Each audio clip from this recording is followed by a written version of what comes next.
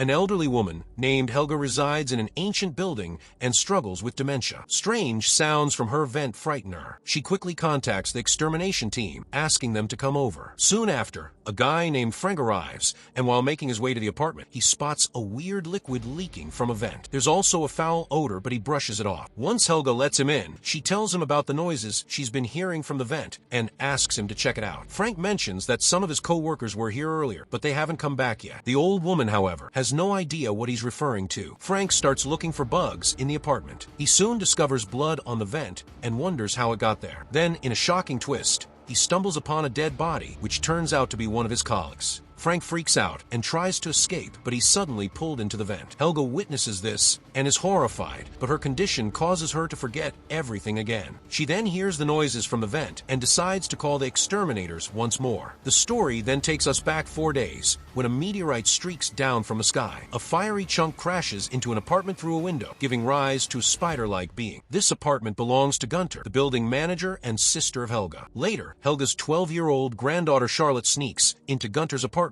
through the air vent. Although she's there to swipe some dolls, she stumbles upon the spider instead. Naturally curious, Charlotte captures the creature in a matchbox to take with her. After crawling back through the vent, she spots her stepdad, Ethan, chatting with Gunter in the hallway. The elderly woman is livid, complaining that Charlotte broke one of her windows and stole her cherished dolls. She threatens Ethan, insisting he fix the damage or learn to keep his daughter in check. In the following scene, Charlotte retreats to her room and places the spider in a jar. Moments later, Ethan shows up and reprimands her for breaking into Gunter's space, but Charlotte denies it. Their exchange reveals that while they care for each other, their bond isn't that of a typical father and daughter. He cautions her against pulling such stunts again. Next, we meet Charlotte's mother, Heather, who recently had a baby named Liam with Ethan. Heather decides to visit her ailing mother and asks Charlotte to watch over Liam. After she leaves, Charlotte takes on the responsibility for a bit, but soon gets bored and heads to her room. There, she catches a cockroach and offers it to the spider as a meal. To her surprise, the creature devours the cockroach, which is twice its size, in one swift motion. Amazed by the spider's prowess,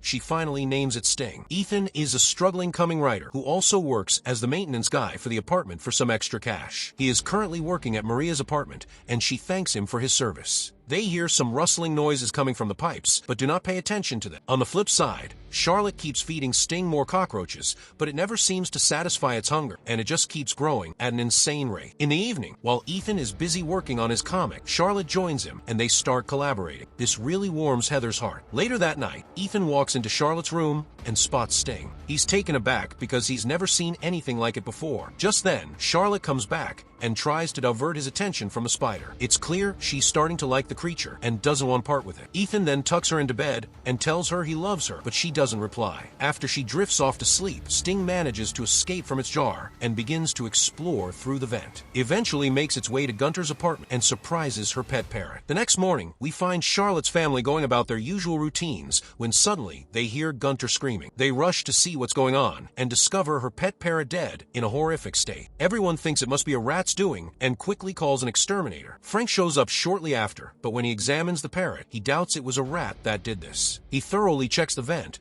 but finds nothing. He just sprays some insecticide to eliminate any hidden pests. Meanwhile, Charlotte is in her room, hanging out with Sting. Out of nowhere, a cat meows close by, and Sting copies the sound. This surprises Charlotte since she's never seen a spider imitate voices before. She goes on to feed it cockroaches, and Sting eagerly gobbles them up. But then, a mothball appears, which scares the little creature. Charlotte notices that Sting is frightened of the mothball, and seems to be in pain from it. Shortly after, Frank walks into the room and asks to spray insecticide. However, Charlotte says no because it might harm her pet. Frank's gaze lands on Sting, and he tries to persuade her that having such pets can be risky. Still, the young girl stands her ground and insists he leave by midnight. Sting manages to escape from its jar again and starts crawling through the vent. It eventually makes its way to Maria's apartment and surprises her small dog. We then see Maria taking sleeping pills and getting ready for bed. She grabs a family picture frame from a wall and gazes at it. It turns out she lost her whole family in a car crash many years ago. While she's lost in memories of her loved ones, Sting suddenly shows up and bites her face. This makes Maria fall and hit her head on the floor. She gets back back up and tries to look at her injury in the mirror, but falls again,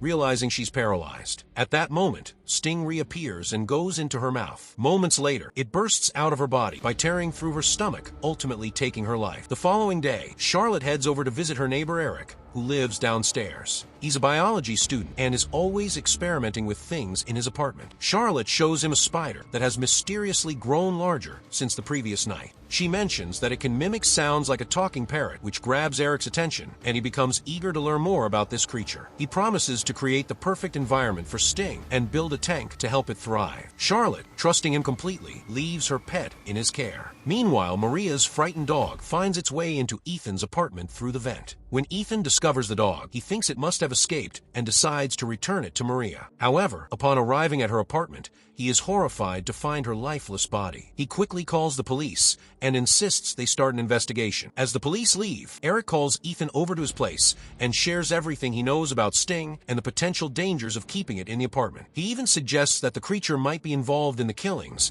and that they should report it to the Department of Health and Safety. Seeing how large Sting has grown, Ethan gets freaked out and decides to let Eric handle it. Later, when Charlotte learns about this, she gets really angry and refuses to accept that her beloved pet could hurt anyone. She tells Ethan he has no right to impose rules on her, and in a moment of anger, she wishes she could live with her real father, who she believes is in Thailand. However, Ethan accidentally reveals that her real father actually lives in the same town, but doesn't want to see her. This revelation makes Charlotte break down in tears, as she had always hoped to reunite with him. Heather, on the other hand, is furious with her husband for spilling this information to their daughter. In the meantime, Eric still hasn't given up the creature. Instead, he's kept it and set up a perfect environment for it to thrive. His goal is to enhance the creature's power for his own gain. As he continues to feed the spider, it keeps getting bigger and bigger. Eventually, it grows so large that the tank can no longer hold it. Meanwhile, Ethan gets a call from his publisher, who tells him they won't be publishing his work anymore because it's moving too slowly. To make things worse, Gunter shows up and fires him from his part-time job. She accuses him of not taking care of the building properly and blames him for Maria's death. After that, Gunter goes looking for her cat, which has been missing for days. She hears meowing from the vent, so she grabs her flashlight and decides to go in without thinking. A moment later, her flashlight dies, and out of nowhere, Sting attacks her brutally. At the same time, Ethan is so fed up with his life that he starts smashing things in the house. Heather tries to intervene, but he ends up arguing with her, too. Feeling the tension, Charlotte takes baby Liam and heads to her room. She puts on her headphones and starts watching videos to escape. While the parents keep fighting, Sting suddenly appears and attacks them both, leaving them paralyzed. It then drags them off to the vent. Charlotte remains oblivious until she takes off her headphones and hears Maria's dog barking like crazy. She hurries to check things out, but Sting suddenly shows up and drags the dog away. After that, Charlotte sees blood around her apartment and notices her parents are gone. She starts to freak out and finally figures out that it must be Sting's doing. But just when she thinks of a way to stop it, Sting comes back and takes Liam, too. Watching this, Charlotte bursts into tears and blames herself for everything. In her moment of despair, she suddenly remembers that Sting is scared of mothballs,